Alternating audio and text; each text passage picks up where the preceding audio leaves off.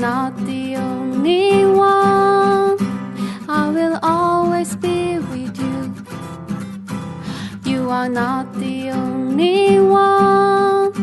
I will always be with you. 김종현의 내가 목사다. 안녕하십니까. 내가 목사다. 김종현 목사입니다. 요즘 대한민국은 메르스라고 하는 그 질병 때문에, 감기 바이러스 같은 거죠. 그 바이러스 때문에 난리가 났습니다. 어제 최 목사가 방송하면서 이 메르스에 대한 이야기를 잠깐 했는데, 글쎄요, 급기야 이제 사망자까지 나왔죠. 그리고 어디는 뭐 병원을 알리네 마네. 병원을 안 알려주면, 전 이런 생각을 잠깐 해봤거든요.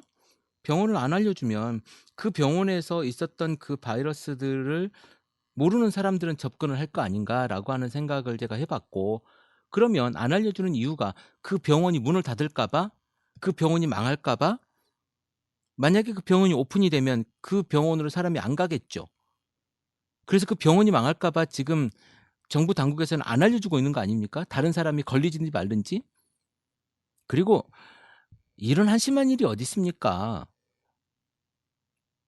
3차 감염이 있고 없고가 문제가 아니라 1번 감염자가 있어서 그 사람과 접촉한 2번 감염자가 있고 2차 감염자죠. 그리고 그 2차 감염자가 다른 사람과 옮겼으면 그게 3차 감염 아닙니까? 한 곳에서 일어났고 아니면 두 곳에서 일어났든지 간에, 아니 3차 감염이 일어났으면 그 3차 감염 거지. 그걸 왜, 참, 국민이 바보입니까? 웬만하면 이런 이야기를 잘 안 하려고 하는데 이건 너무 황당해서 제가 이 이야기를 합니다. 메르스 이야기는 굳이 제가 하고 싶지 않았어요. 오늘 해야 되겠다라고 하는 생각을 언제 했냐면, 오늘 제가 집에 들어왔는데 우리 아이가 아빠 낙타 만지면 안 된대 그러는 거예요. 무슨 소리냐? 그랬더니 막내 아이가 아빠 낙타고기 먹으면 안 된대 그러는 거예요. 그리고 손을 비누로 잘 씻으라는 거예요. 그래, 손을 비누로 잘 씻는 것은 예방에, 어떤 질병이든지 간에 예방에 참 도움이 되니까 그럴 수 있겠다 싶었는데, 낙타를 만지면 안 된다. 그리고 낙타고기를 먹지 말아라. 이게 지금 초등학교 아이들이, 유치원 다니는 아이와 초등학교 2학년 다니는 아이, 그리고 5학년 다니는 아이가 있는데, 이 아이들이 오늘 초등학교에서 배우고 온 내용이에요. 우리가 지금 살면서 제가 아마 낙타를 본 게 10번도 안 될 겁니다. 본 게, 만진 건 한 번도 없고. 그리고 낙타고기를 먹을 일은요, 더더욱 없는 거예요. 우리 아이들이 오늘 가가지고 7살짜리, 그리고 8살짜리가 그 녀석들 평생에 7년, 8년 동안 낙타 2번 봤거든요. 그리고 낙타고기는 어떻게 생겼는지 저도 못 봤어요. 그런데 그거 만지지 말고 먹지 말라라고 예방법이라고 나오는 것 자체가, 이게 무슨 말이 됩니까 지금? 이게 대한민국이 국민들을 바라보는 시각인 거예요. 완전 바보 아닙니까? 그렇게 바보나 드는 이야기죠. 대한민국이 국민을 완전 바보로 보는 것 같아요. 대한민국 정부가, 어쩌면 그 정부의 수반조차도 그 정부의 수반이 그렇게 보기 때문에 그래 보일 수도 있는 거겠죠. 그렇지 않습니까? 양반이 그 동네 사람을 무시하면 종놈도 동네 사람들 무시한다, 뭐 이런 이야기 있잖아요. 아마 그 마인드가 함께 전해져서 상생하고 있는 것이 아닌가, 그 속에서는 그런 생각이 잠깐 드는데, 아니 장난하자는 것도 아니고 그것 때문에 죽는 사람도 생기고, 이거 무슨, 우리는 그러지 맙시다. 우리는 국민을 그렇게 보지 맙시다. 지금 이 방송을 듣는 사람 중에 조금 그 공무원 위쪽에 있는 분들이 계시다면 그렇게 대하지 마십시오. 그러면 안 되는 거 아니겠습니까? 옛날에 IMF 때 그랬다지 않습니까? 그때 IMF 얼마 전만 해도요, 대한민국 경제는 탄탄하고요, 아무런 문제가 없다고 이야기했었습니다. 그리고 나서 어땠습니까? 우리나라 폭삭 망했지 않습니까? 안전하다면서요. 대한민국 안전하다면서요. 지금 이게 뭐 하는 짓입니까? 자, 오늘 내용과 상관없는 이야기를 제가 흥분하면서 좀 했는데요. 잘합시다 좀. 아유 참. 요즘에 저에게 어제죠. 지금 12시가 지났으니까 어제 오후에 우리 지방의 한 전도사님, 그러니까 목사님 연세는 좀 있으신데요. 아직 목사 안수를 안 받으셨으니까 전사님께서 유튜브에 어떤 그 전도사 목사님 이야기를 들어보면서 11조는 없다. 뭐 성경에 뭐 원어 분석을 해가면서 그 11조는 없다라고 하는 것을 좀 보고 이야기해달라라고 이야기를 하더라고요. 그래서 저는 이렇게 얘기를 했습니다. 우리 교회도 11조 봉투는 없다. 그런데 11조에 대한 의미 그리고 어, 헌금에 대한 이야기 그런 것들을 가지고 우리 교인들 지금 우리 현재 더치플 커뮤니티에 있는 친구들은 11조를 한다라고 이야기를 했습니다. 중요한 것은 11조가 없어서 교회가 유지가 되지 않는다 라면 11조를 강요할 것이 아니라 헌금을 제대로 내라고 해야 되겠죠. 내가 가지고 있는 내 번 돈의 10분의 1을 내는 것의 의미가 뭐예요, 그게? 그 교회를 살리는 의미 아닙니까? 공동체를 지키는 의미잖아요, 사실은. 구약에 그래 왔었고. 그러면 그 의미라면 지금 현재에도 그 의미가 살아있다면 공동체를 지키기 위해서 헌금해야죠. 아니, 모임을 가지는데 하다못해 휴지를 한 칸 사도 돈이 들어가는 거 아닙니까? 화장실에서 물 한 번 내리는데 돈이 들어가는 거 아니에요? 여러분들이 사용하는 그 공간에 대한 비용도 들어가는 거잖아요.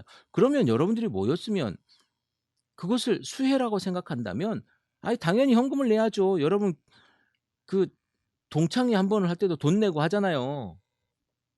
물론 그런 돈의 의미는 아니겠지만 어찌 되었든지 간에 교회는 돈이 필요해요. 모임은 돈이 필요하죠. 그럼 그 모임에 대해서는 어떻게 하실 겁니까? 그냥 누군가 다른 사람이 내겠지 하고 하면 어느 한 순간 어느 한 지점까지는 목사가 커버가 되겠죠. 그런데 그 이후로는 됩니까? 안 되는 거예요. 그러면 그 공동체는 빨리 문을 닫아야죠. 뭐 어떻게 합니까? 목사 혼자 뭘 어떻게 해요? 말도 안 되지. 여러분, 헌금은요. 헌금은 공동체를 살리는 데 있어서 꼭 필요한 것입니다. 그리고 그것은 하늘에서 목사가 복권을 매일 그거 가지고 복권이 당첨돼서 교회를 세우는 게 아니고 여러분들이 한 사람 한 사람이 교회를 사랑하는 마음 그리고 하나님께 올려지는 그 마음으로 여러분이 헌금을 하고 그 헌금으로 말미암아 교회가 움직여지는 겁니다. 여러분 아시잖아요. 세상에서 재정적인 담보가 되지 않은 다음에 할 수 있는 게 아무것도 없지 않습니까? 다 그런 거예요. 근데 무슨 뭐 헌금을 하니마니 헌금을 하라고 해서 하는 것도 웃기고 하지 말라고 해서 또 안 한다고 하는 것도 우스운 거 아닙니까? 11조를 꼭 해야 된다. 그러면 선교헌금 꼭 해야 된다. 아니 제가 어느 교회를 봤는데요. 아마 어쩌면 대부분의 교회가 그럴 수도 있을 것 같아요. 선교헌금하고 차량헌금하고 건축헌금하고 뭐 헌금이 되게 많잖아요. 뭐 감사헌금하고 뭐 이런 여러 가지 헌금들을 모아가 했어요. 했는데 보니까 회계는 똑같이 수입 얼마로 잡히더라는 겁니다. 그게 무슨 의미가 있어요? 그냥 수입을 많이 걷기 위해서 헌금 명목이 많이 만들어지는 거죠. 그것이 명목대로 목적대로 따로따로 잘 관리가 되어져야 예산도 세워지고 그리고 그것에 대한 지출 계획도 세워지는 거예요. 그래서 회계가 아주 중요한 일이 되는 겁니다. 어찌되었든 간에 여러분들이 헌금 하잖아요. 그 헌금 제가 이 얘기는 숱하게 한 것 같아요. 근데 오늘 저한테 그런 말씀을 하신 분이 계셔가지고 했는데 여러분 11조 하죠. 자, 사실 11조는요. 이렇게 아주 쉽게 생각합시다. 어렵게 생각하고 말 것도 없어요. 구약의 11조, 지금 여러분들이 하는 그 11조가 구약의 11조와 같은 11조가 아닐 수도 있어요.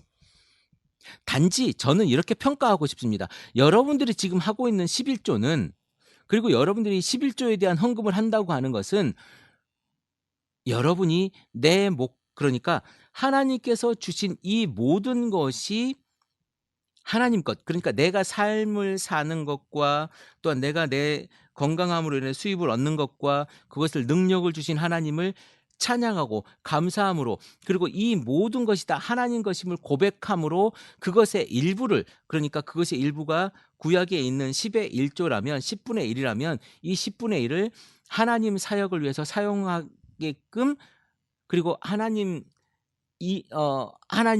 사역자를 위해 사용하게끔 내어놓는 것, 그것이 11조라고 여러분이 정의하면 되실 것 같아요.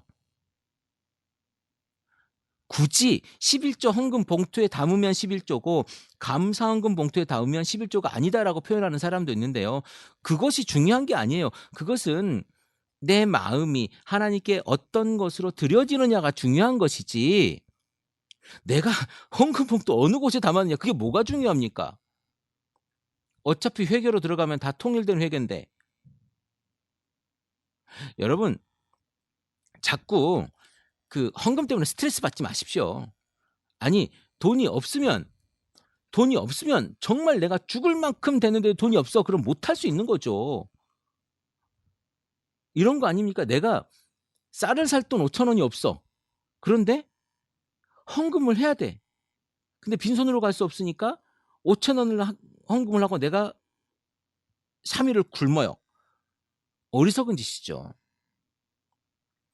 헌금을 하지 말란 이야기가 아니고 그 물질의 우선순위가 있을 수 있습니다.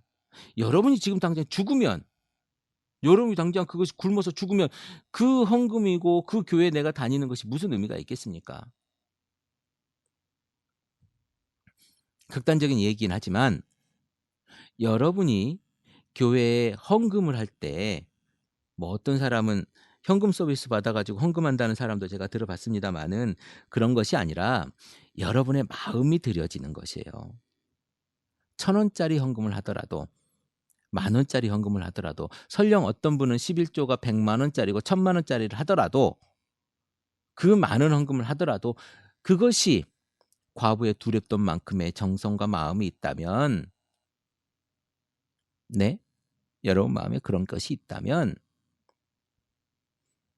100만 원 넣고 더 1,000만 원 넣고 많이 했던 그 다른 부자들보다 두렵던 넣은 과부가 칭찬을 받았던 이유는 비교적인 부분에서 그 많이 넣는다고 복 받는 거 아니야, 이 사람의 진심이 복 받는 거야 라고 이렇게 예수님께서 말씀하신 것처럼 여러분의 진심을 하나님께 보여드리는 거예요. 그게 헌금의 의미입니다. 그리고 실제적으로 아주 물리적으로는 그 헌금이 있기에 교회가, 공동체가 움직여지는 거예요. 여러분 그거 아주 인지하셔야 됩니다. 그것이 없다면 교회가 어떻게 움직여지겠어요? 교회를 세우는데 여러분들이 헌금이 분명히 사용되어지는데, 그런데 11조를 하고 안 하고의 문제는 아니라는 거예요. 여러분의 마음을 어떻게 드리느냐. 그래서 그 헌금이 여러분 교회를 세우고 하나님 나라를 확장하는 데 분명히 사용되어야 될 것이고요.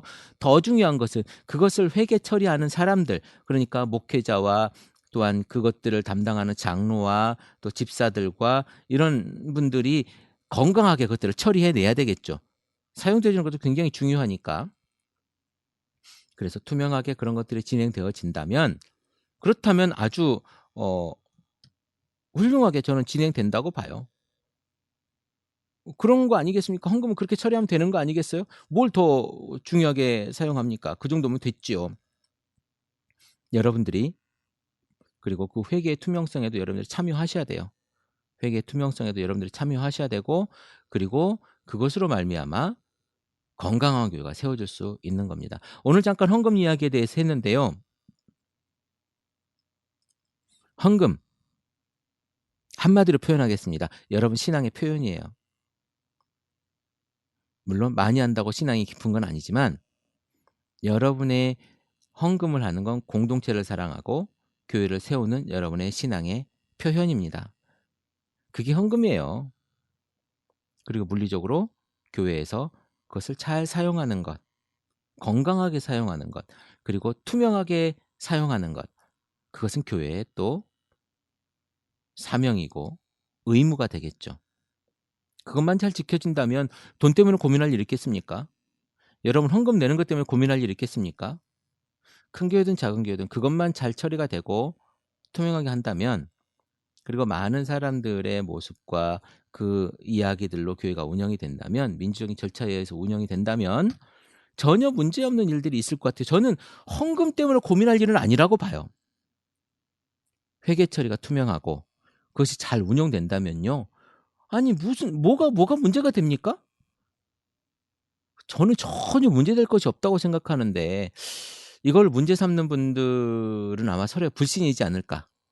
어쩌면 그 교회 안에서 서로 신뢰하지 못하는 것들이 많기 때문에 이런 일들이 일어나지 않을까라고 하는 생각을 해보고요. 그건 헌금의 문제가 아니라 신뢰의 문제 같아요. 본질이 다른 것 같습니다. 헌금과 지금 헌금을 이야기하는 것과는 조금 각도 차이가 있는 것 같아요. 여러분들 어떻게 생각하십니까? 헌금을 해야 되느냐 말아야 되느냐가 아니라 헌금을 바라보는 시각의 문제고, 그것을 운용하는 사람들을 바라보는 여러분들의 시각의 문제가 아닐까 싶습니다. 헌금요? 하셔야죠. 가능하면 공동체를 위해서 여유가 되는 사람은 조금 더 하시고, 그리고 어려운 이웃을 위해서 사용되어질 수 있도록 구제하시고, 그런 것들이 하나님께서 물질을 주신, 하나님 나라 확장을 위해서 사용하라고 하신 여러분들에게 주신 몫이에요. 아, 김종현 목사도 별일 없구나. 헌금 많이 하라고 하는구나. 헌금 많이 하십시오. 헌금 많이 해서 교회를 세우고, 뭐 건물 지으란 얘기 아니에요. 여러분 좀 오해하실라. 공동체를 세우고 그 공동체를 통해서 하나님 나라의 건강한 일을 행해낸다면 저는 당연히 많이 해야죠. 당연히 열심히 해야죠. 그것이 여러분들 돈을 버는 사람들, 하나님께서 건강한 몸을 가지고 돈을 버는 사람들의 사명이에요. 그리고 여러분들의 신앙 고백으로서, 신앙으로서 하나님 앞에 헌금을 하는 것입니다.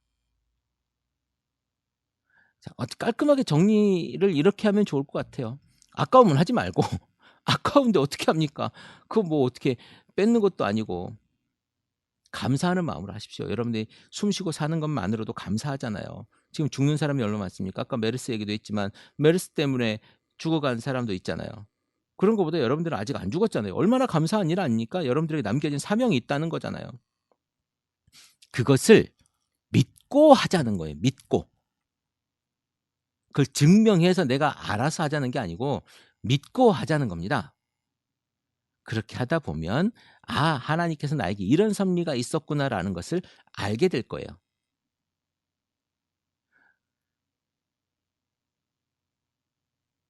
더체블 커뮤니티, 그리고 우리 크리스찬 TV도 그러한 사명으로 말미암아 지금 제가 진행하고 있는 겁니다. 최문규 목사도 그렇게 진행하고 있는 거예요. 사명. 저에게 있어서 사명은 목회와 지금 뭐 열심히 하고 있는 방송과 이런 것이지만, 여러분들의 사명은 또 다른 것이 있지 않겠습니까? 그것을 발견하고 열심히 여러분들의 삶의 자리에서 해내면 될 것 같습니다. 그것이 헌금이고, 아니면 물질적으로 뭘 하든지, 아니면 다른 어떤 재능으로 뭘 하는 건지, 이런 건 여러분들이 더 잘하실 거예요. 그런 것들 해내는 우리 크리스찬 TV 가족이 되었으면 좋겠습니다. 여러분 건강 조심하시고 절대로 낙타를 만지거나 낙타고기 드시지 마시기 바랍니다. 여러분 건강을 위해서요. 오늘도 행복한 날입니다. 크리스찬 TV 김종현 목사입니다.